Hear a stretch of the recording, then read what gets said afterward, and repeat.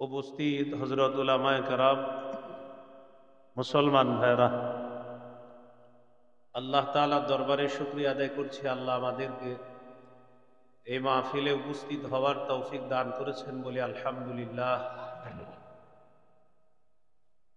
আমি আপনাদের সামনে সূরাতুল আনআম, এই সূরার ১৫১ থেকে ১৫৩ নম্বর আয়াতে কারিমা তেলাওয়াত করেছি।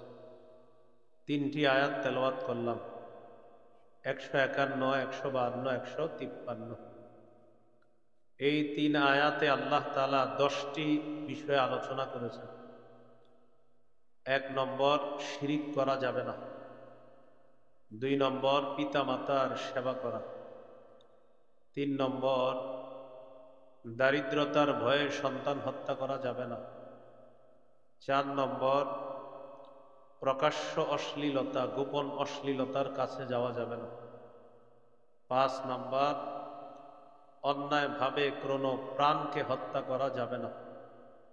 ৬ নম্বর, ইতিমের সম্পদের কাছেও যাওয়া যাবে না, ইতিমের সম্পদ আত্মসাৎ করার চিন্তাও করা যাবে না। ৭ নম্বর, পরিমাপ এবং ওজন যখন করব তখন পরিমাপ এবং ওজন পরিপূর্ণ করে দিতে হবে। ৮ নম্বর, আল্লাহর সাথে কৃত অঙ্গীকার পুরা করা। ৯ নম্বর, ৮ নম্বর, কথা বললে সত্য কথা বলা। ৯ নম্বর, আল্লাহর সাথে কৃত অঙ্গীকার পুরা করা। ১০ নম্বর, সিরাতে মুস্তাকিম, সোজা রাস্তা, সঠিক রাস্তার অনুসরণ করা। আশেপাশে অনেক বাঁকা রাস্তা আছে, এগুলা অনুসরণ করা যাবে না। এই ১০টি বিষয় আল্লাহ ৩ আয়াতে বলেছেন।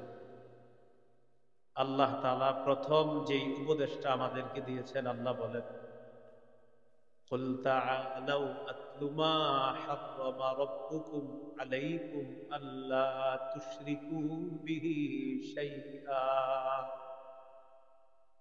নবী, আপনি বলেন, তোমরা আসো, আমি তোমাদেরকে তেলাওয়াত করে শোনাই, যা তোমাদের রব তোমাদের উপর হারাম করেছেন তা তোমাদেরকে আমি তেলাওয়াত করে শোনাই। কি হারাম করেছেন? আল্লাহ তুশরিকু বিহি শাইআ, তোমরা তার সাথে শিরক করবা না, রবের সাথে শিরিক করবা না। শিরিক করা হারাম করেছে। সূরা লুকমানের ১৩ নম্বর আয়াতে আছে, وَإِذْ قَالَ لُقْمَانُ لِابْنِهِ وَهُوَ يَعِظُهُ يَا بُنَيَّ لَا تُشْرِكْ بِاللَّهِ إِنَّ الشِّرْكَ لَظُلْمٌ عَظِيمٌ। স্মরণ করুন ওই সময়কে যখন লোকমান তার সন্তানকে বললেন, হে প্রিয় সন্তান, তুমি আল্লাহর সাথে শিরিক করো না, শিরিক মহা জুলুম। এই আয়াত থেকে বোঝা যায়, অভিভাবক হিসাবে একজন বাবা তার সন্তানকে সবচেয়ে শ্রেষ্ঠ যে উপদেশটা দিবে সেটা হলো, তুমি আল্লাহর সাথে শিরিক করবা না। দেখেন, শিরিকের মাধ্যমে নফসের উপরও জুলুম করা হয়। আপনি শিরিক করলেন মানে আপনার পরকাল বরবাদ। তো পরকালে কে জ্বলবে? শিরিকে না আপনি? হ্যাঁ, যে শিরিক করছে সে জ্বলবে। তাহলে শিরিকের মাধ্যমে নফসের উপরেই জুলুম করা হয়। সূরা বাকারার ৫৪ নম্বর আয়াতে এটাই আল্লাহ বলেছেন। মুসা আলাইহিস সালাতু ওয়াস সালামের জাতি বাছুরকে উপাস্য বানানোর মাধ্যমে শিরিক করল। মুসা আলাইহিস সালাম তাদেরকে বললেন, ইয়া কওমি ইন্নাকুম যালামতুম আনফুসাকুম বিত্তিখাযিকুমুল ইজলা, হে আমার সম্প্রদায়, তোমরা বাছুরকে উপাস্য হিসাবে গ্রহণ করার মাধ্যমে নিজেরা নিজেদের উপর জুলুম করেছ। তাহলে জুলুম নফসের উপর হয় কিসের মাধ্যমে? শিরিকের মাধ্যমে। আল্লাহ আমাদেরকে হেফাজত করেন। ঈমানের সাথে শিরিকের সংমিশ্রণ ঘটানো যাবে না। সূরা আনআমের ৮২ নম্বর আয়াতে আল্লাহ বলেন, আল্লাযীনা আমানু ওয়া লাম ইয়ালবিসু ঈমানাহুম বিযুলমিন উলাইকা লাহুমুল লাহুমুল আমরু ওয়া হুম মুহতাদুন। যারা ঈমান এনেছে আর ঈমানকে শিরিকের সাথে সংমিশ্রণ করেনি। আয়াতে জুলুম দ্বারা উদ্দেশ্য শিরিক। শিরিকের সাথে যারা ঈমানকে সংমিশ্রণ করেনি, আল্লাহ তাআলা বলেন উলাইকা লাহুমুল আমনু, তাদের জন্যই নিরাপত্তা, আমি আল্লাহ তাদের জন্য নিরাপত্তা ঘোষণা করলাম। ওয়া হুম মুহতাদুন, আর তারাই হেদায়েত প্রাপ্ত। কিছু শিরিক আছে লোক দেখানো ইবাদত। লোক দেখানো ইবাদত করলে আপনার এই ইবাদত, এটা গোপন শিরিক যুক্ত ইবাদত হয় আর ছোট শিরিক যুক্ত ইবাদত হয়। আল্লাহ আমাদেরকে এই গোপন শিরিক, ছোট শিরিক থেকে হেফাজত করে। গোপন শিরিক বা ছোট শিরিকের অপর নাম হলো রিয়া বা লোক দেখানো ইবাদত করা। সূরা কাহফের সর্বশেষ আয়াতে আল্লাহ বলেন, ফামান কানা ইয়ারজু লিকা রাব্বিহি ফালইআমাল আমালান সালিহা ওয়ালা ইউশরিক বিইবাদাতি রাব্বিহি আহাদা। যে ব্যক্তি তার রবের সাথে সাক্ষাৎ কামনা করে, দুইটা শর্ত রবের সাথে সাক্ষাৎ করা, ফালইআমাল আমালান সালিহা, সেজন্য নেক কাজ করে, ওয়ালা ইউশরিক বিইবাদাতি রাব্বিহি আহাদা, সেজন্য ইবাদতে কাউকে অংশীদার না বানায়, ইবাদতে যেন শিরিক না করে। এজন্য দেখেন আমলের সর্বশেষ ফলাফল হলো আপনার আমল নামা ভারী হয়ে আপনি জান্নাতি হয়ে যাওয়া। ওই আজকের শেষ হাদিসের আলোচনা তো এই বিষয় হয়েছে। প্রত্যেকটা বস্তুর তিনটা অংশ থাকবে। কয়টা? তিনটা অংশ থাকবে প্রত্যেকটা বস্তুর। একটা হলো দেহ, আরেকটা হলো রূহ, আরেকটা হলো ফলাফল। আমল এটা হলো দেহ। এই আমল নামক দেহের রূহ হলো ইখলাস, আর এই ইখলাস যুক্ত আমলের ফলাফল হলো ওজনের পাল্লায় আপনার আমল নামাটা ভারী হয়ে যাওয়া। এই জন্য ইমাম বুখারী শেষ হাদিস আনছেন, আমল ওজনের পাল্লায় মাপা হবে। তো কেন এই জন্য আনছেন? প্রথম হাদিস ইন্নামাল আমালু বিন্নিয়াতে দুইটা বলছে, আমল নামক দেহের কথা বলছে, আর এই দেহের রূহ সেটা হলো ইখলাস, বিশুদ্ধ নিয়ত। তো বিশুদ্ধ নিয়তের সাথে যদি আমল হয়, বুখারী শেষ হাদিসের মধ্যে আনছে, সেই আমল ওজনের পাল্লায় ভারী হয়ে যায়। তিনটা অংশ। তো আল্লাহ বলেন, আল্লাহর সাথে যে সাক্ষাৎ করতে চায় সে যেন নেক কাজ করে, আর ইবাদতে যেন সে শিরিক না করে। মুফাসসিরিনে কেরাম বলেন, এখানে ইবাদতে শিরিক দ্বারা এটা উদ্দেশ্য লোক দেখানো ইবাদত। কেউ যেন লোক দেখানো ইবাদত না করে। আল্লাহ আমাদের সকলকে আল্লাহর জন্য ইবাদত করার তৌফিক দান। قال رسول الله صلى الله عليه وسلم إن أخوف ما أخاف عليكم الشرك الأصغر। রাসূলুল্লাহ সাল্লাল্লাহু আলাইহি সাল্লাম বলেন, আমি তোমাদের ব্যাপারে সবচেয়ে আশঙ্কা করি ছোট শিরকের। ক্বালু ওয়ামা শিরকুল আসগর ইয়া রাসূলুল্লাহ। সাহাবীগণ জিজ্ঞাসা করলেন, ইয়া রাসূলুল্লাহ, ছোট শিরক কি আপনার কাছে জানতে চাই। নবীজি বললেন, আর রিয়া, লোক দেখানো ইবাদত করা, এটা হলো ছোট শিরক। লোক দেখানো ইবাদত করা ছোট শিরক, এটাকে গোপন শিরকও বলা হয়। قال رسول الله صلى الله عليه وسلم إياكم وشرك السرائر। নবীজি বলেন, তোমরা গোপন শিরক থেকে বাঁচো। قالوا وما شرك السرائر يا رسول الله। সাহাবীগণ প্রশ্ন করলেন, হুজুর গোপন শিরক কি জিনিস? قال رسول الله صلى الله عليه وسلم يقوم الرجل فيصلي فيزين صلاته جاهدا لما يرى من نظر الناس إليه। মানুষ নামাজের মধ্যে দাঁড়ায়, নামাজকে সুন্দর করে এই নিয়তে যেন মানুষ তার নামাজের প্রশংসা করে। মানুষ নামাজ পড়ে এই নিয়তে নামাজ সুন্দর করে যেন মানুষ তার নামাজের প্রশংসা করে। নবীজি বলেন, যাকা শিরকুস সারাইর, এটাই হলো গোপন শিরক। এক সাহাবী প্রশ্ন করলেন, ইয়া রাসূলুল্লাহ, কেউ যদি আল্লাহকে খুশি করার জন্য নামাজ সুন্দর করে আর যদি মানুষ তার নামাজের প্রশংসা করে, এটাও কি গোপন শিরিক? নবীজি জবাব দিলেন, তিলকা আজিলু বুশরাল মুমিন। কেউ যদি আল্লাহকে খুশি করার জন্য ইবাদত করে আর এই ইবাদতে যদি মানুষ প্রশংসা করে, এটা হলো মুমিনের জন্য আল্লাহর পক্ষ থেকে দুনিয়াতে নগদ সুসংবাদ। তাহলে ভাই কি শিখলাম? শিরিক করা যাবে না। শিরিকের মাধ্যমে নফসের উপর জুলুম হয়। প্রকাশ্যে শিরিক করব না, গোপন শিরিক করব না, ছোট শিরিকও করব না, লৌকিকতা যুক্ত ইবাদত আমরা করব না। আল্লাহ আমাদের ইবাদত গুলা শিরিক মুক্ত, রিয়া মুক্ত করার তৌফিক দান করেন। কয়টা উপদেশ দিবে আল্লাহ? 10টা। 1 নাম্বার হলো আল্লাহর সাথে তোমরা শিরিক করবা না। 2 নাম্বার ওয়াবিল ওয়ালিদাইনি, 2 নাম্বার পিতা মাতার আনুগত্য করবা। এটা হলো 2 নাম্বার উপদেশ। পিতা মাতার নাফরমানি করা হারাম, আল্লাহ হারাম করে। ওয়াবিল ওয়ালিদাইনি ইহসানা। 10 উপদেশের মধ্যে 2 নম্বর উপদেশ হলো পিতা মাতার সেবা করবা, পিতা মাতার নাফরমানি করবা না। সহিহ বুখারীর বর্ণনা 3004 নম্বর হাদিস।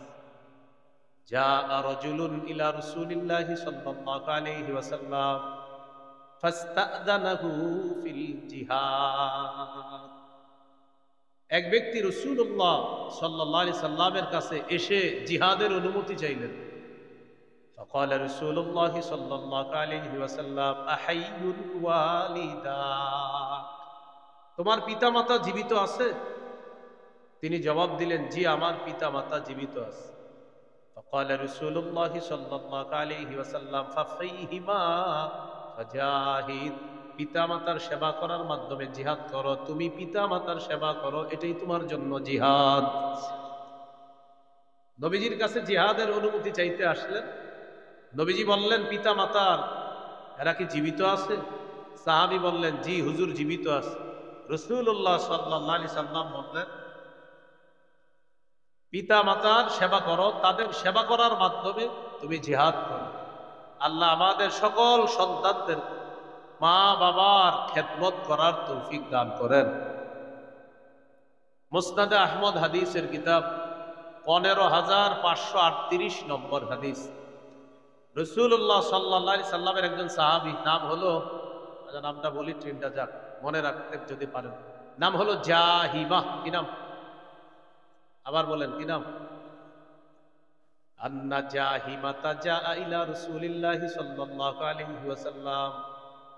জাহিমা নামক সাহাবী রাদিয়াল্লাহু তাআলা আন রাসূলুল্লাহ সাল্লাল্লাহু আলাইহি সাল্লামের কাছে আসলেন। আসার পর বললেন, আরাদতু আন আগজুয়া ওয়া ক্বাদ জিতু আস্তাশিরুকা ইয়া রাসূলুল্লাহ। নবীজির কাছে এসে বললেন, ইয়া রাসূলুল্লাহ, আমি জিহাদের নিয়ত করেছি, আপনার কাছে আসছি পরামর্শ করার জন্য। হুজুর, আমি জিহাদ করব, পরামর্শ করতে আসছি। فقال رسول الله صلى الله عليه وسلم فهل لك من أم؟ নবীজি বললেন, তোমার মা আছে?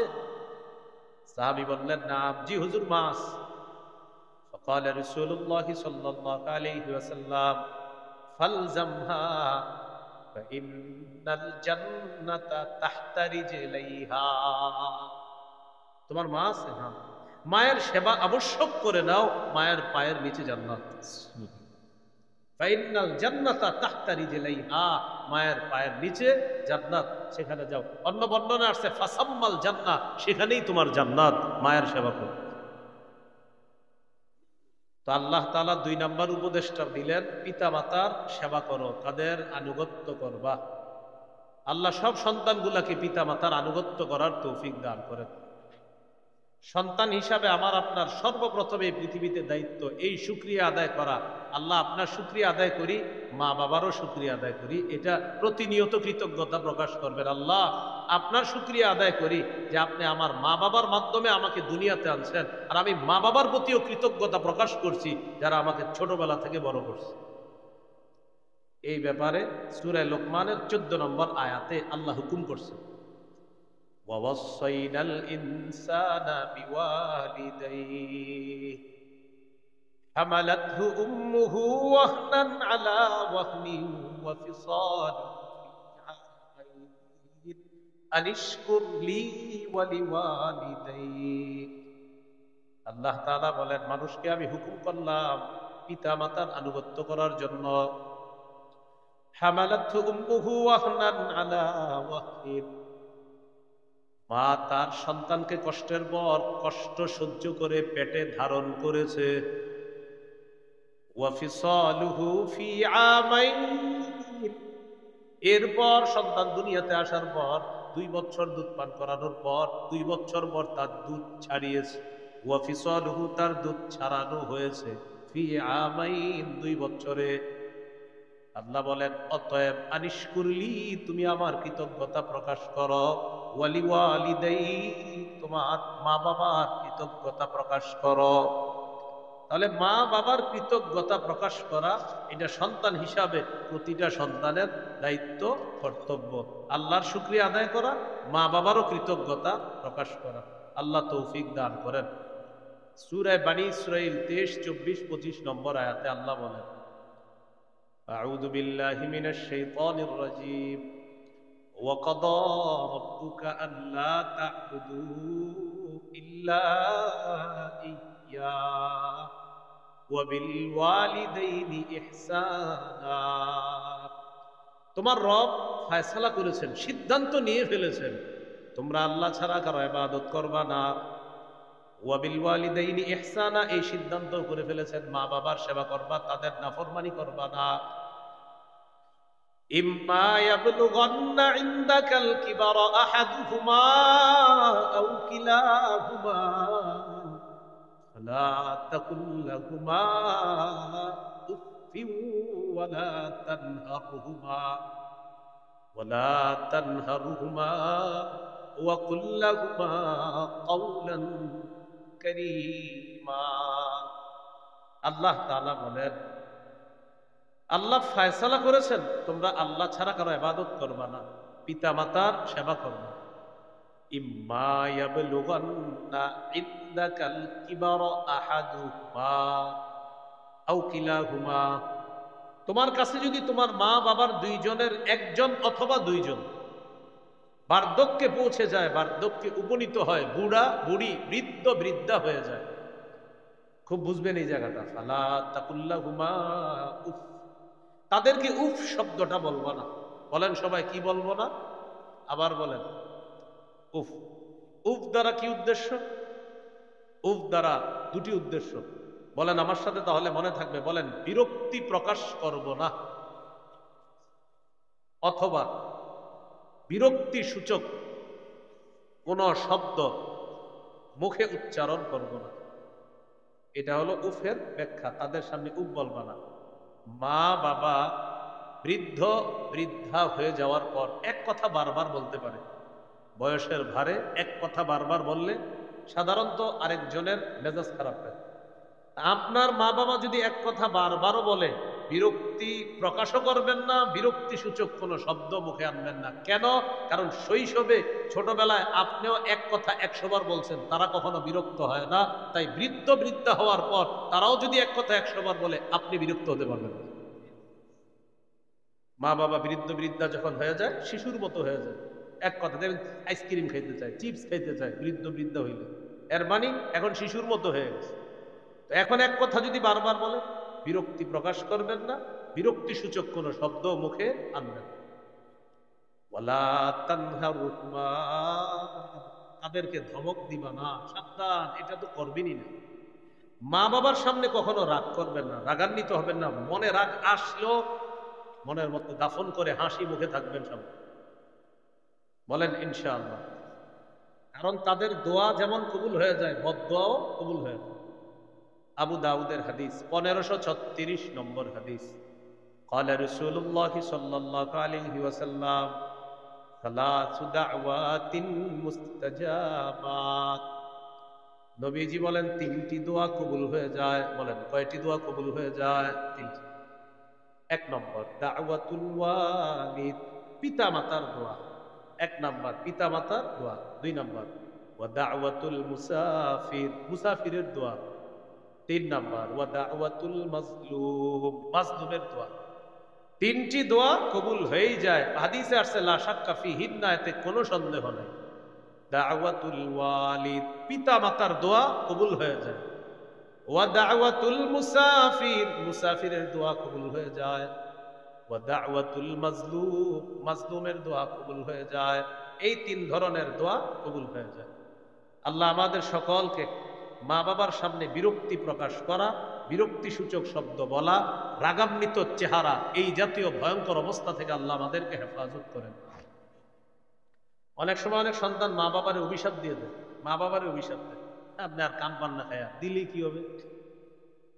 এই যে আপনি যে দিলেন কি হবে জানেন? যেই সন্তান তার মা বাবাকে অভিশাপ দেয়, আল্লাহ তাকে অভিশাপ দেয়।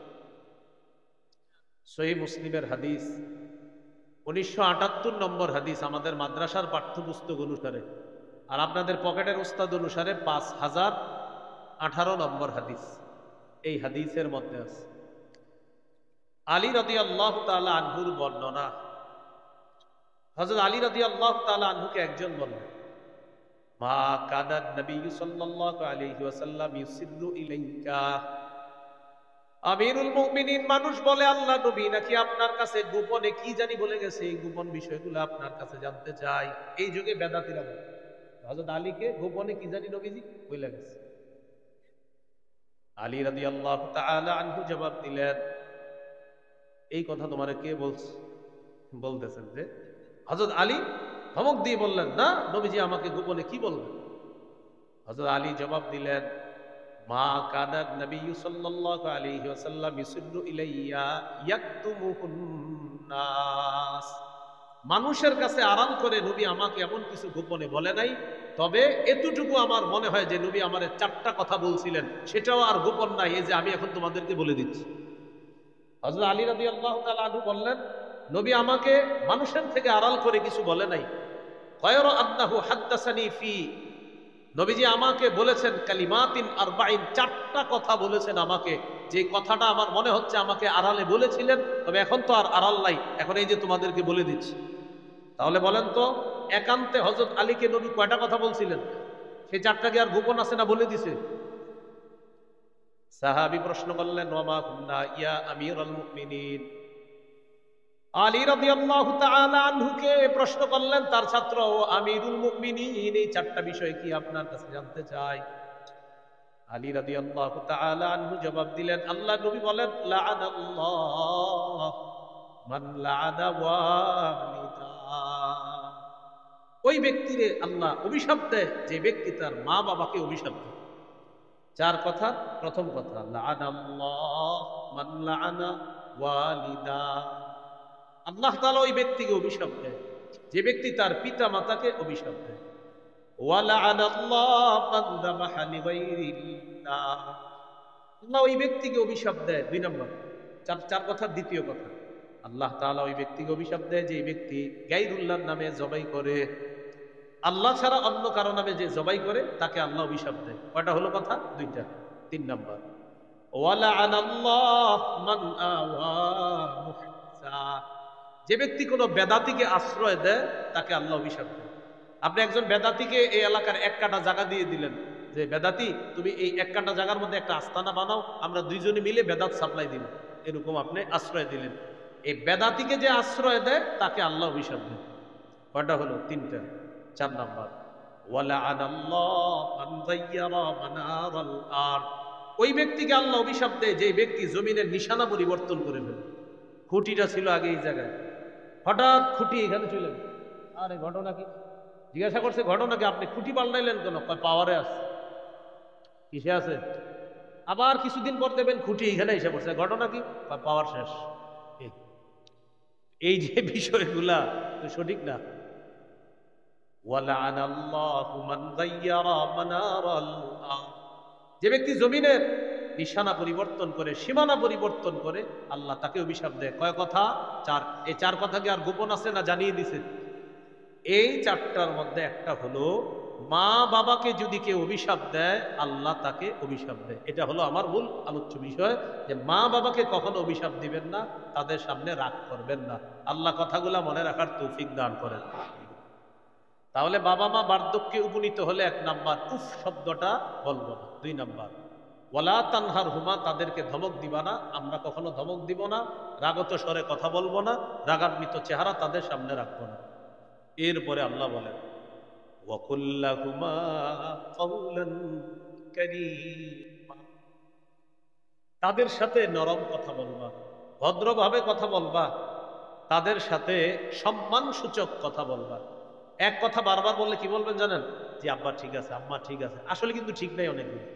এরপরে আপনি বলবেন জি আব্বা জি ঠিক আছে ঠিক আছে, মানে আপনি মেনে নিবেন জি। আর আসলে তো আপনি জানেন যে কোনটা এখানে সঠিক কোনটা সঠিক না, কারণ এটা তো আপনি আবার আলেমদের সাথে পরামর্শ করবেন যে হুজুর আব্বা আম্মা তো এটা বলতেছে, কি করা যায়? তখন আলেমরা আপনাকে বলে দিবে যে এতটুকু অংশ জায়েজ আছে, এতটুকু জায়েজ নাই। তো আপনার আব্বা যদি বারবার একটা কথা বলে, তো আপনি দেখতেছেন যে এই সবগুলা কথা আসলে মানা জরুরিও না। মুখের সামনে কি বলবেন? জি জি আব্বা জি আম্মা জি, হাসি মুখে বলবেন, বিরক্তি সূচক শব্দ আনবেন না, বিরক্তি প্রকাশ করবেন না, ধমকও দিবেন না। ওয়াকুল্লাহুমা কাওলান কারীমা, ভদ্রভাবে কথা বলবা, সম্মান সূচক কথা বলবা। এটা আল্লাহ বলেন, মনে থাকবেন ইনশাআল্লাহ। রাব্বায়ানি সগীরা, আর তুমি দোয়া করবা হে আমার রব, আমার পিতা মাতা যেইভাবে শৈশবে আমার লালন পালন করেছে, আমার পিতা মাতাকে এইভাবে আপনি দয়া করেন, মায়া করেন, তাদের প্রতি আপনি রহম করেন, যেইভাবে আমার মা বাবা আমাকে শৈশবে লালন পালন করেছে। পিতা মাতার জন্য দোয়া করা। আবু দাউদের হাদিস 2880 নম্বর হাদিস, 2880। قال رسول الله صلى الله عليه وسلم إذا مات الإنسان انقطع عنه عمله إلا من ثلاثة। নবীজি বলেন মানুষ যখন মারা যায় তার আমলের সুযোগ শেষ হয়ে যায়, বন্ধ হয়ে যায়।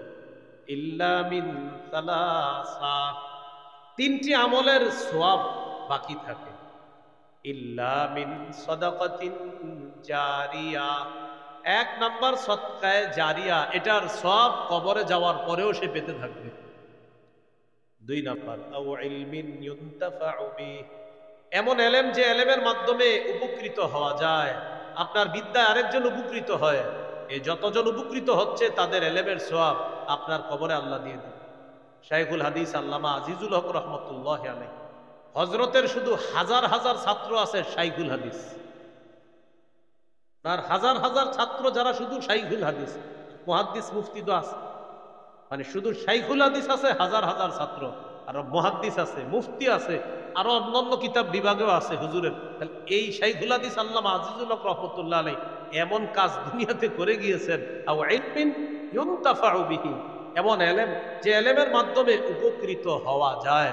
তো এই জন্য এলেম, এই মাদ্রাসার যারা পড়াশোনা করায় উস্তাদরা, তার এলেম দিয়ে 10 জন উপকৃত হয়, তার এলেম আরো 10 জন জানে। এই জন্য একজন আলেম কবরে যাওয়ার পর তার এই সিলসিলা যতদিন চালু থাকবে কবরে সওয়াব পৌঁছবে। 3 নাম্বার আওয়ালাদিন সলিহিন ইয়াদউ লাহ, এমন একজন নেককার সন্তান দুনিয়াতে রেখে গেছে যে সন্তান পিতামাতার জন্য দোয়া করে রব্বির হামহুমা কামা রব্বায়ানি সগীরা। দোয়া করবো তো ইনশাআল্লাহ। যাদের মা বাবা মারা গেছে তাদের জন্য দোয়া করবেন। মুসনাদে আহমদের হাদিস 10,618 নম্বর হাদিস। قال رسول الله صلى الله عليه وسلم إن الله لا يرفع الدرجة للعبد الصالح في الجنة فيقول يا رب أنى لي هذا। আল্লাহ তাআলা নেককার ব্যক্তির মর্যাদা জান্নাতের মধ্যে বাড়াবেন। আল্লাহ তাআলা নেককার ব্যক্তির মর্যাদা জান্নাতের মধ্যে বাড়িয়ে দিবেন। নিশ্চয়ই আল্লাহ লা ইয়ারফাউদ দারাজাতা, মর্যাদা বাড়াবেন লিল আবদিস সালিহি, নেককার বান্দার ফিল জান্নাহ, জান্নাতে। মানে জান্নাত তো একটা মর্যাদা, আরো মর্যাদা আল্লাহ তার বাড়াবেন। ফায়াকুলু, ওই ব্যক্তি বলবে ইয়া রাব্বি আন্না লি হাদা, আল্লাহ আমার এই মর্যাদা বাড়লো কেন? নেককার ব্যক্তি আল্লাহকে বলবে আল্লাহ আমার মর্যাদা বাড়লো কেন? আল্লাহ তাআলা জবাব দিবেন বিইস্তিগফারি ওয়ালাদিকা সালিহ, তোমার নেককার সন্তান তোমার জন্য দোয়া করছে তাই মর্যাদা বাড়ায় দিয়েছে। মন দিয়ে শুনছেন? ডিস্টার্ব। আচ্ছা, আবার বলতেছি,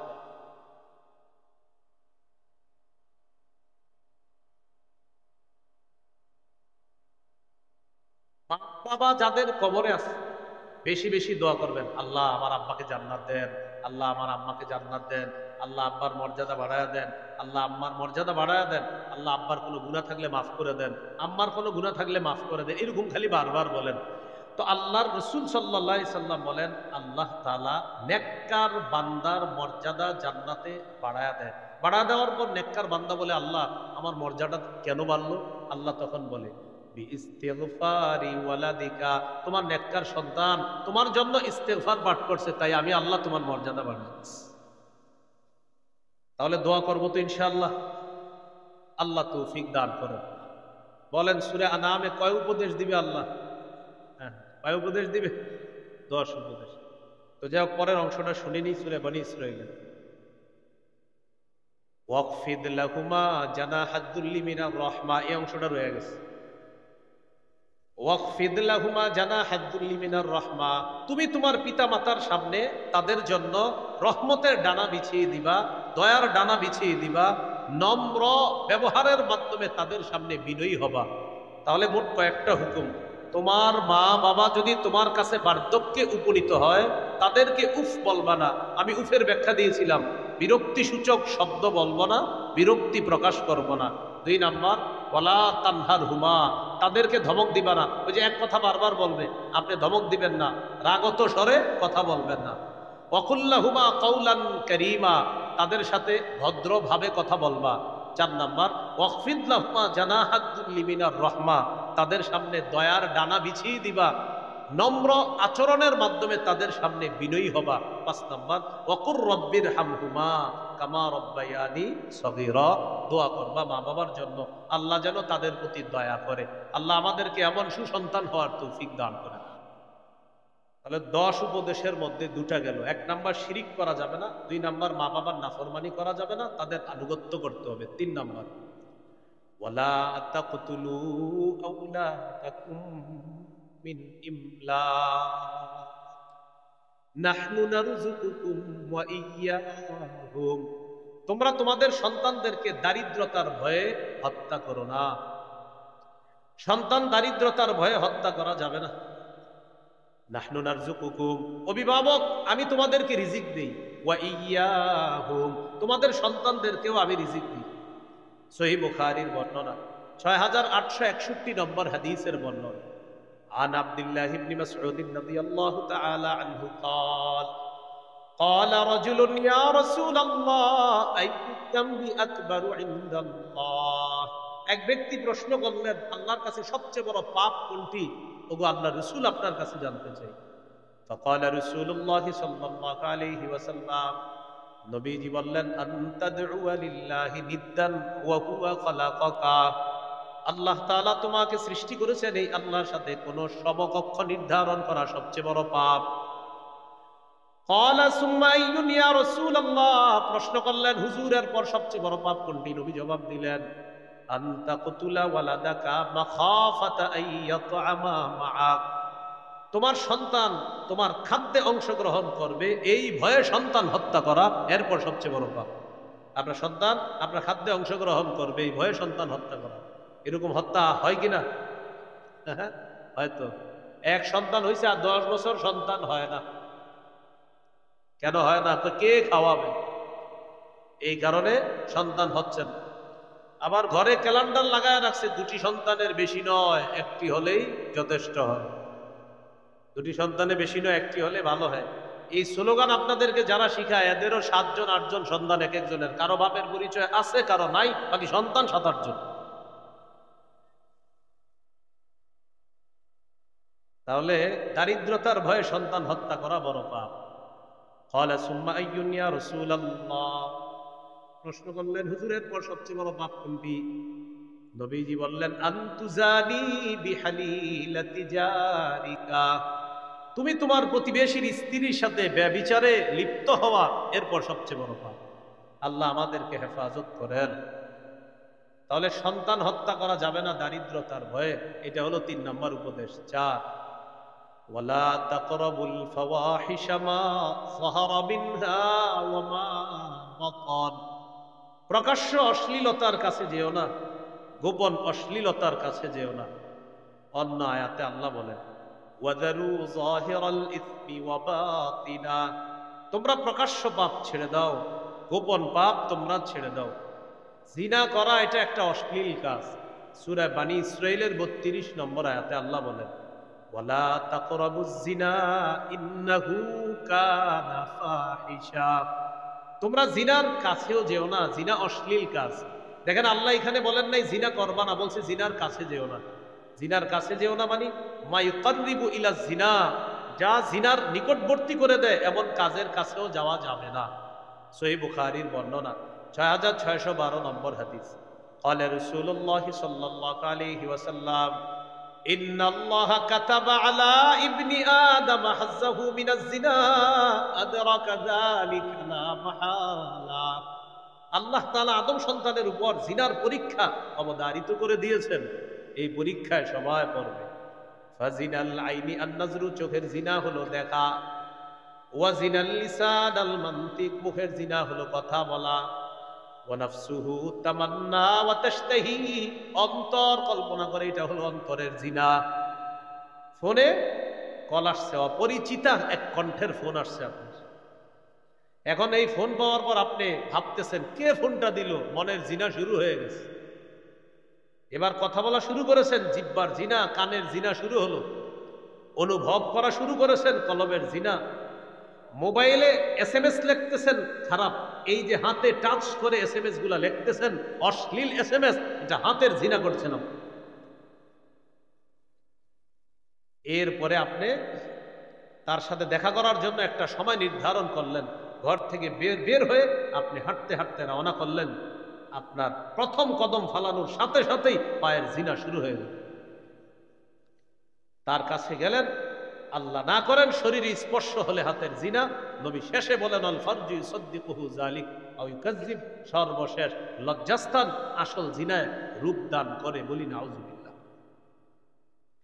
এই জিনা অহরহর প্রতিটা ঘরে হচ্ছে। মা বাবা জানেও না তার সন্তান পাশের রুমে দরজা লাগিয়ে মোবাইলে কি করছে, এটা কোনো মা বাবা, এরা ভাবতেছে অঙ্ক ইংরেজি করতেছে, কিন্তু সে জানতেছে না তার সন্তান কি করতেছে। এই জন্য ওলামায়ে কেরাম কখনো কখনো ইলেকট্রনিক মিডিয়া নিয়ে বললে আপনারা যা করেন উল্টায় বিরুদ্ধে লিখতে থাকেন।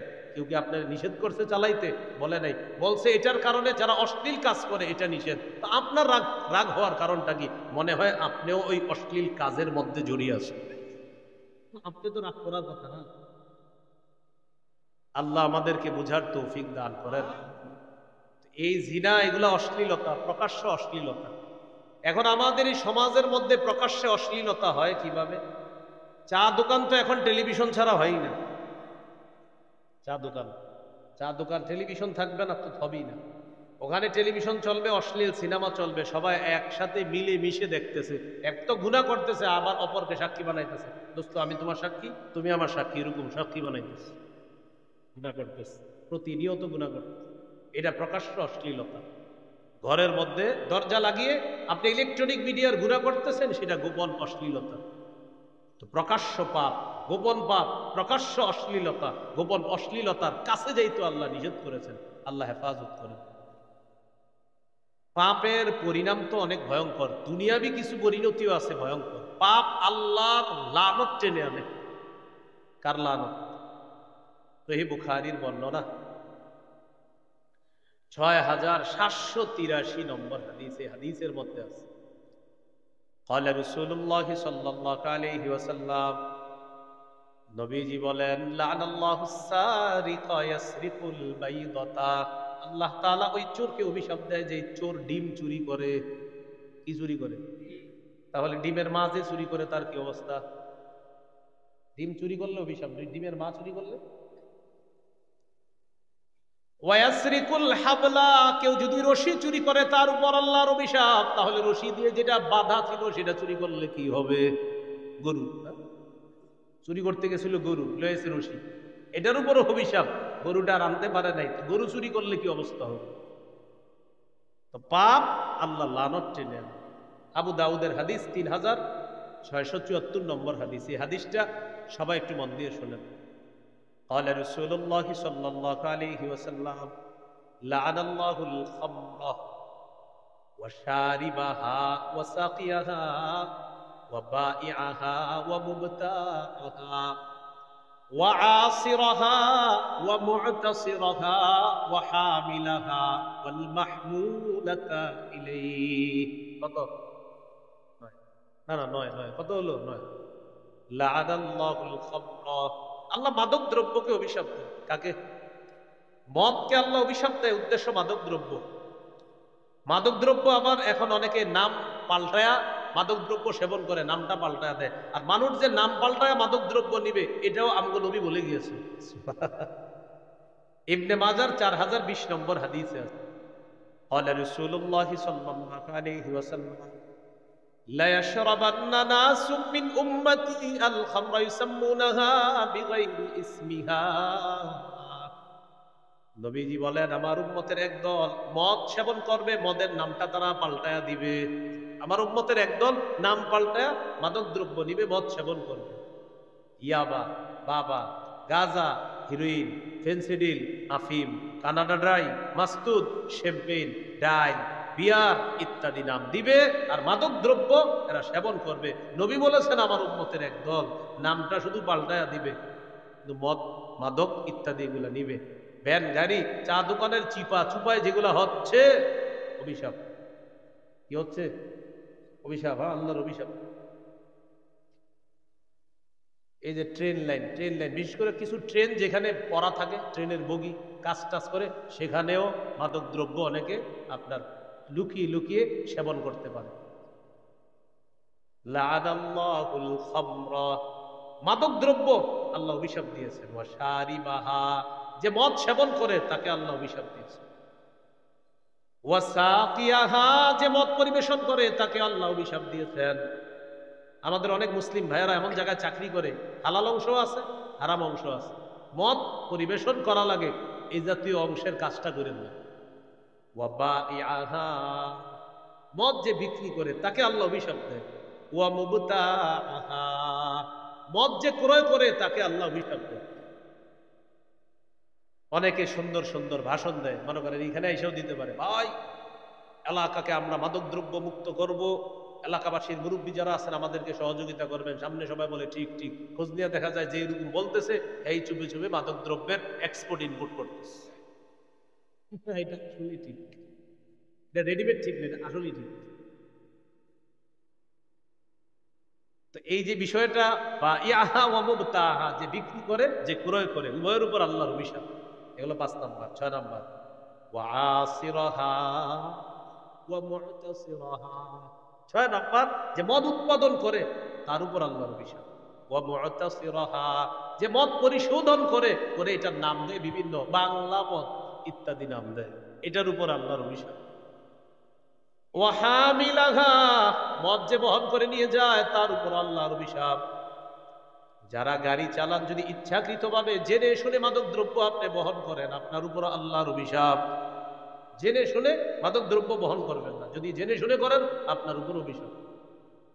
9 নাম্বার, ওয়াল মাহমুলাতা ইলাইহি, এটা মাদক। আপনার বাইরে প্রশ্ন করেছে না? ওয়াল মাহমুলাতা ইলাইহি, 9 নাম্বার, মাদক দ্রব্য যার কাছে নিয়ে যাওয়া হয় তার উপর আল্লাহর অভিশাপ। ভাই মাহফিল আমাদের প্রশ্ন করেন না, আমার প্রশ্ন করার নিয়ত থাকে কি জানেন শ্রোতাদের? হুজুরের একটা প্রশ্ন করে কোনোভাবে মুখ খোলানো গেলে কালকে পুরাই হিট, এই জন্য অনেকে পুরা এই নিয়তে থাকে। কিন্তু চান্দুরা এই নিয়ত করে লাভ নাই, এই নিয়ত করে না, প্রশ্ন করে না, এই নিয়ত করে প্রশ্ন করে, যেটা করি বাস হয়ে যাবে। আমার প্রশ্ন, আমি প্রশ্ন মানে প্রশ্নের উত্তর দেওয়ার যোগ্যতা এখনো হয় নাই সরাসরি, এই জন্য প্রশ্ন করবেন না। আমাদের দেশে বিজ্ঞ মুফতি সাহেবরা আছে, আমাদের আল্লামা মুফতি দেলোয়ার সাহেব প্রশ্ন করবেন। হুজুর হলেন চলতে ফিরতে একজন জীবন্ত মুফতি, হুজুরে করবেন ইনশাল্লাহ, প্রশ্ন দিবেন। তো যাই হোক, বলছিলাম এই 9টা যেটা বললাম, মাদক দ্রব্য, যে মদ পান করে, যে মদ পরিবেশন করে, যে মদ বিক্রি করে, যে মদ ক্রয় করে, যে মদ বহন করে, যার কাছে বহন করে নিয়ে যাওয়া হয়, যে মদ উৎপাদন করে, যে মদ পরিশোধন করে, এই 9টা এগুলা সবগুলার উপর আল্লাহর অভিশাপ। তাহলে এই পাপ প্রকাশ্যে হোক গোপনে হোক, এই পাপ আল্লাহর অভিশাপ দুনিয়াতেই টেনে নাউজুবিল্লাহ। আল্লাহ হেফাজত করেন। পাপের কারণে আরো কিছু ক্ষতি হয়, যেমন মাদ্রাসার ছাত্রী অনেকে মাশাআল্লাহ তারা মাওলানা হয়েছে। এই জাতীয় মাওলানা যারা হয়েছে তাদের অভিভাবক এখানে আছেন, আপনার একটু মন দিয়ে শুনেন। আবার অনেক ছাত্রদের অভিভাবকরাও আছে। পাপের কারণে কোরআন সুন্নাহর নূর সিনা থেকে আল্লাহ সিনায় আনে। আপনার কোরআন সুন্নাহর যে আলো আল্লাহ এই অন্তরে দান করে, পাপের কারণে এই বিদ্যা আল্লাহ উঠে আনে। পাপের কারণে পাপে জড়িয়ে যাওয়া যাবে না। আব্দুল্লাহ ইবনে মাসউদ রাদিয়াল্লাহু তাআলা আনহু বলেন, ইন্নী লা আহসিবু আন্নার রাজুলা ইয়ানসাল ইলমা ক্বাদ আলিমাহু বিদ্দামবি ইয়ামালুহু। আব্দুল্লাহ ইবনে মাসউদ রাদিয়াল্লাহু তাআলা আনহু বলেন, আমার অভিজ্ঞতা হলো মানুষ তার জানা বিদ্যা ভুলে যায় পাপের কারণে। মানুষ তার জানা বিদ্যা ভুলে যায় পাপের কারণে। আরেকটা দৃষ্টান্ত নেন, হানাফি মাযহাব, এই মাযহাবের ইমামের নাম কি? ইমাম আবু হানিফা রাহমাতুল্লাহি আলাইহি। কানাল ইমামু আবু হানিফা রাহিমাহুল্লাহ ইযা আশকালাত আলাইহি মাসআলা ক্বালা লিআসহাবিহি আহাদা ইল্লা লিযামবিন ক্বাদ আহদাসতুহু। ইমাম আবু হানিফার যখন কোনো মাসালায় খটকা লাগতো, তখন তিনি তার ছাত্রদেরকে বলতেন, আমার মনে হয় কোনো গুনাহ হয়ে গেছে কিনা, না হয় মাসালার সমাধান পাচ্ছি না কেন। মাসালার সমাধান পাইতেছে না, উনি বলতেন আমার কোনো গুনাহ হইল কিনা। মাসালার সমাধান পাই না মানে মনে হয় আমার কোনো গুনাহ হয়েছে। দেখছেন কতটা কনফিডেন্স, আত্মবিশ্বাস যে মাসালার সমাধান তো পাবো ইনশাআল্লাহ, তো পাচ্ছি না কেন, কোনো গুনাহ হয়ে গেল নাকি। মানে উনি মাসালার সমাধান পায় না, দোষারোপ করতেছে আমার কোনো গুনাহ।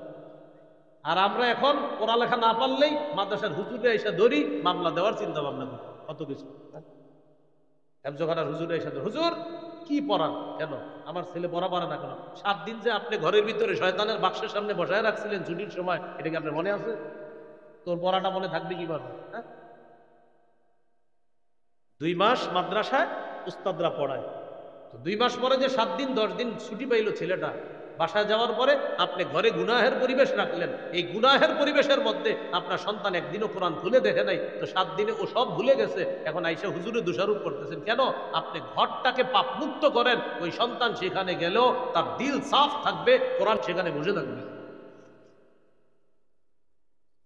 ইমাম আবু হানিফা রহমতুল্লাহ আলাইহি বলেন, মাসালায় যখন কোনো খটকা লাগতো উনি বলেন ঘটনা কি?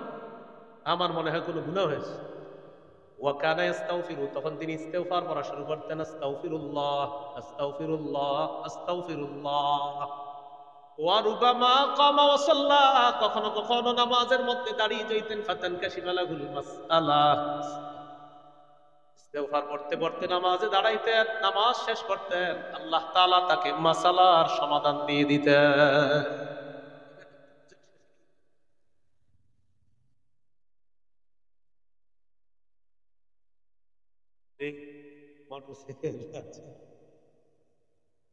গুরুত্বপূর্ণ অংশটা শুনেন, মাসালার সমাধান পাওয়ার পর তাড়াতাড়ি যান, এই গুরুত্বপূর্ণ অংশটা, এটা ট্রেনের আওয়াজে না শুনলে হবে না। ইমাম আবু হানিফা যখন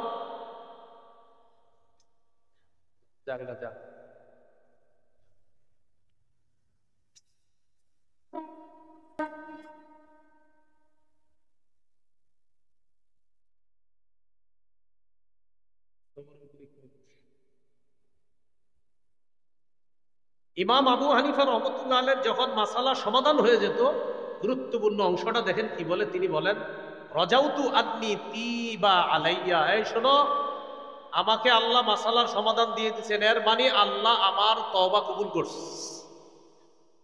মাসালার সমাধান না হওয়া পর্যন্ত উনি বলতেন আমার মনে হয় কোনো গুনাহ হয়েছে। মাসালার সমাধান হয়ে গেলে বলতেন, এই শোনো, আমি আশাবাদী, আমার তওবা কবুল হয়ে গেছে। হযরত কিভাবে? আমি মাসালার সমাধান পেয়ে গেছি, আর মাসালার সমাধান পেয়েছি মানে আমার রব খুশি হয়েছে, আর খুশি হয়েছে মানে আমি এই জন্যতে মাসালার সমাধান পেয়েছি। তারা কি পরিমাণ আপনার আল্লাহর সাথে সম্পর্ক, মানে একই যে গুনাহ হবে কোরআন হাদিস শিখতে পারবো না, গুনাহ হবে না কোরআন হাদিস শিখতে পারবো, সোজা হিসাব। আল্লাহ আমাদেরকে বুঝার তৌফিক দান করেন। এখান থেকে একটা কথা শিখছি আমরা, বলেন ইস্তেগফারে গুনাহ ঝরে, গুনাহ ঝরলে মেধা বাড়ে। যে যত বেশি ইস্তেগফার পড়বে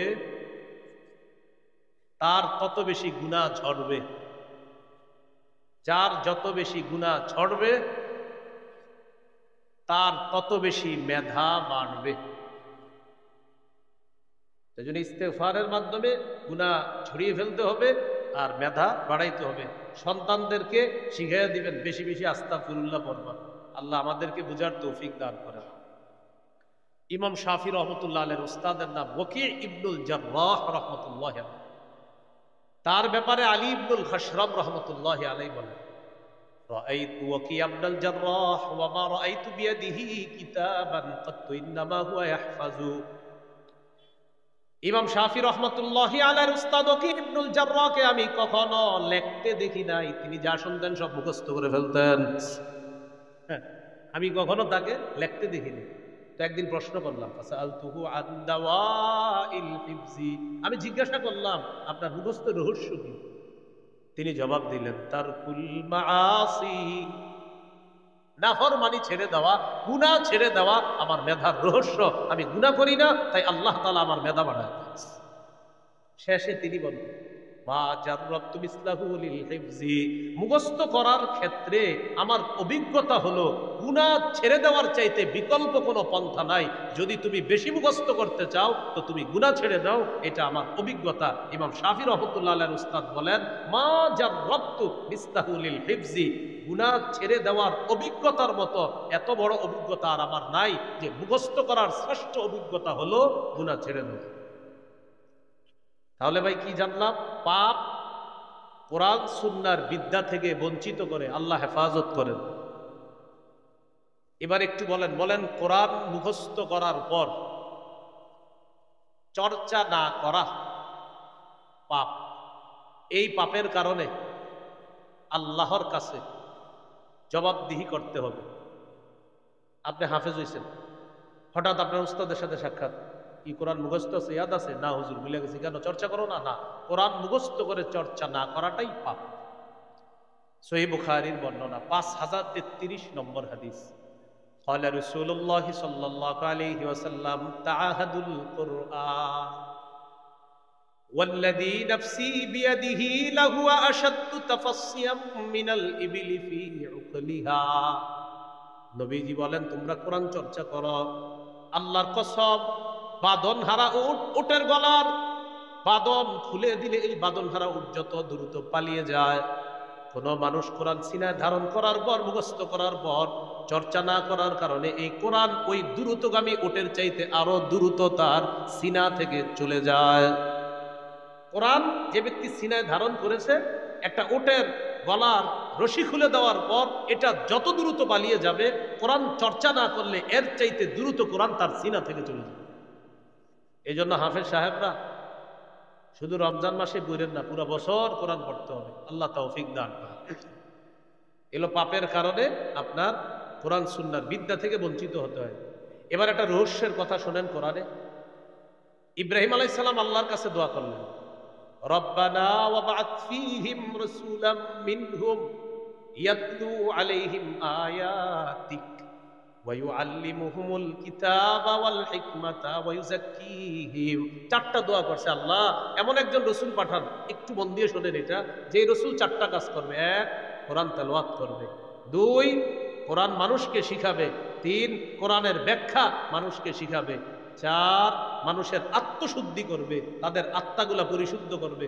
বলেন তো, ইব্রাহিম নবীর দোয়ার মধ্যে আত্মা পরিশুদ্ধ করার দোয়াটা কয় নম্বরে? এবার আল্লাহ কি বলে দেখেন, হুয়াল্লাযী বাআসা ফিল উম্মিয়্যিনা রাসূলাম মিনহুম ইয়াতলু আলাইহিম আয়াতিহি ওয়া ইউযাক্কিহিম। বলছে ওয়া ইউযাক্কিহিম ওয়া ইউআল্লিমুহুমুল কিতাবা ওয়াল হিকমা। বলেন ইব্রাহিম নবীর দোয়ায় আত্মশুদ্ধি কয় নম্বরে ছিল? এবার আল্লাহ কি বলে দেখেন, ওয়াল্লাযী বাআসা ফিল উম্মিয়্যিনা রাসূলাম মিনহুম, তিনি তাদের মাঝে একজন রসুল পাঠাইছেন, উম্মীদের মাঝে, যে রসুল ইয়াতলু আলাইহিম আয়াতি, যে রসুল এক নাম্বার কাজ করবে আল্লাহর কোরআন তেলাওয়াত করবে। ইব্রাহিম নবীর এক নাম্বার দোয়া কি ছিল? এটাই, কোরআন তেলাওয়াত করা। চার নাম্বার কি ছিল? আত্মশুদ্ধি করা। এবার আল্লাহ কি বলে দেখেন, ওয়া ইউযাক্কিহিম, আল্লাহ দুই নাম্বারে বললেন তারা আত্মশুদ্ধি করবে। আল্লাহ বললেন তিনি এমন একজন রসুল পাঠিয়েছেন যে রসুল কোরআন তেলাওয়াত করবে, আত্মশুদ্ধি করবে, কিতাব শিখাবে, হাদিস শিখাবে। ইব্রাহিম নবী দোয়ায় বলেছিলেন কোরআন তেলাওয়াত করবে, কিতাব শিখাবে, হাদিস শিখাবে, আত্মশুদ্ধি করবে। আল্লাহ বললেন পাঠাইছি এমন একজন রসুল যিনি তেলাওয়াত করবে, আত্মশুদ্ধি করবে। ইব্রাহিম নবী বলছিলেন 4 নম্বরে সিরিয়ালে, আল্লাহ 4টাই ঠিক রাখছেন, বাকি 4র্থ সিরিয়ালটা আল্লাহ 2 নম্বরে নিয়ে আসছে। কেন? আল্লাহ বুঝাইতে চান নবী কোরআন তেলাওয়াত করবে, এরপর মানুষের অন্তরটা পরিশুদ্ধ করবে, করার পর ওই পরিশুদ্ধ অন্তরে 3 নাম্বার তাদেরকে কোরআন শিখাবে, 4 নাম্বার তাদেরকে হাদিস শিখাবে, যেন পরিশুদ্ধ অন্তরে কোরআন হাদিস বসে যায়। এই জন্য আল্লাহ বললেন সিরিয়ালে 2 নাম্বার। ইব্রাহিম নবী 4 নাম্বারে বলছিলেন ইউজাক্কিহিম, আল্লাহ বললেন না না না 2 নাম্বার ইউজাক্কিহিম। তেলাওয়াত করবে 2 নাম্বার, আত্মাটা পরিশুদ্ধ করবে, সাহাবীদের কলব সাফ করবে, সাফ কলবে এবার কোরআন রাখবে, হাদিস রাখবে। বুঝে আসছেন? তাহলে আত্মাটা পরিশুদ্ধ করতে হবে। তো বলছিলাম পাপের 3 নাম্বার একটা ক্ষতি হলো আপনার, যে 2 নাম্বার একটা ক্ষতি হলো পাপের, যে কোরআন সুন্নাহর বিদ্যা থেকে বঞ্চিত হতে হয়। আল্লাহ আমাদেরকে হেফাজত করেন। মনে আছে কোথায় ছিলাম আমরা? 4 নাম্বার উপদেশ আল্লাহর, ওয়ালা তাকরাবুল ফাওয়াহিশা মা যাহারা মিনহা ওয়া মা বাতান। প্রকাশ্য অশ্লীলতা, গোপন অশ্লীলতার কাছেও যেও না। 5 নাম্বার ওয়ালা তাকতুলুন নাফসাল্লাতী হারামাল্লাহু ইল্লা বিল হক। অন্যায়ভাবে মানুষ হত্যা করো না। বর্তমান পৃথিবীতে পশ্চিমা যারা আছে তারা একদিক দিয়ে বলে মানবাধিকার রক্ষা করতে হবে, অন্য দিক দিয়ে হেলিকপ্টার, রকেট, বিমান থেকে বোমা ফেলে ফিলিস্তিনের নিরীহ মুসলমানদেরকে হত্যা করে, শিশুদেরকে হত্যা করে। আরেক দিক দিয়ে বলে মানবাধিকার রক্ষা। শিশু হত্যা এটা কি মানবাধিকার রক্ষা না লঙ্ঘন? মানবাধিকার লঙ্ঘন করে যারা বলে মানবাধিকার রক্ষা করার কথা, এরা চূড়ান্ত মুনাফিক, চূড়ান্ত ইতর, চূড়ান্ত সন্ত্রাস। মানবাধিকার রক্ষা কি বলে? এটা ফিলিস্তিনের শিশুদেরকে মারে আর বলে মানবাধিকার রক্ষা করো, মারো, মানবাধিকার রক্ষা করো। এটা কি হলো? শিশুদেরকে মারে আর বলে মানবাধিকার রক্ষা করো। এই জন্য আল্লাহ বুঝিয়ে দিচ্ছে ফালইয়াদহাকু কলিলা, নবী ছেড়ে দেন, কিছুদিন হেসে নিক। ওয়ালইয়াবকু কাসীরা, লম্বা সময় কাঁদবে, কিছুদিন হাসুক। সামান্য তারা হেসে নিক। ওয়ালইয়াবকু কাসীরা, বেশি কাঁদবে তারা।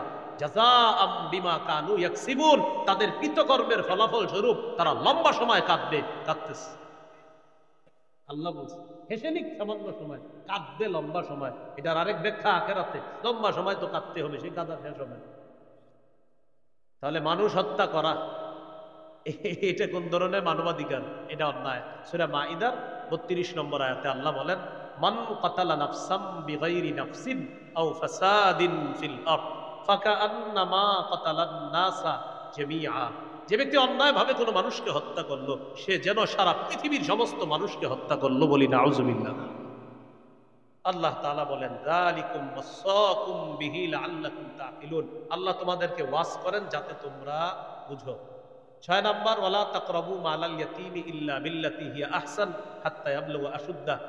এতিম পরিণত বয়সে পৌঁছার আগ পর্যন্ত তার সম্পদের ধারে কাছেও যাবা না, অন্যায়ভাবে তার সম্পদ বক্ষণ করবা না। তবে ন্যায় পন্থায় যতটুকু প্রয়োজন ততটুকু সম্পদ নিয়ে তার পিছনে ব্যয় করা যাবে, এটা আবার ভিন্ন বিষয়।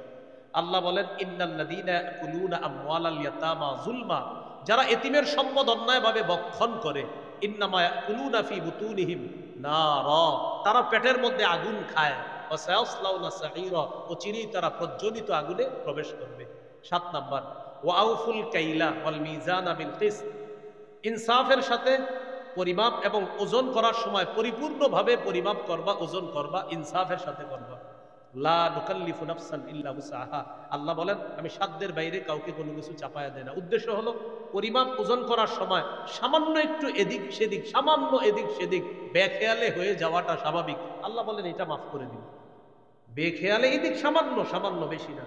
এজন্য দেখেন যারা পরিমাপ করবেন আপনাদের একটা ইয়া হতে পারে যে ওজন করার সময় একটু বেশি দিয়ে দিবেন, তাহলে অন্তরে আর ঝামেলা থাকবে না যে আমি কি তারে কম দিলাম কিনা। আপনি একটু বেশি দিয়ে দিন, তাহলে আর কোনো সমস্যা থাকবে না। এজন্য ওজনে একটু বেশি দেওয়ার চেষ্টা করবেন, কম না দেওয়া।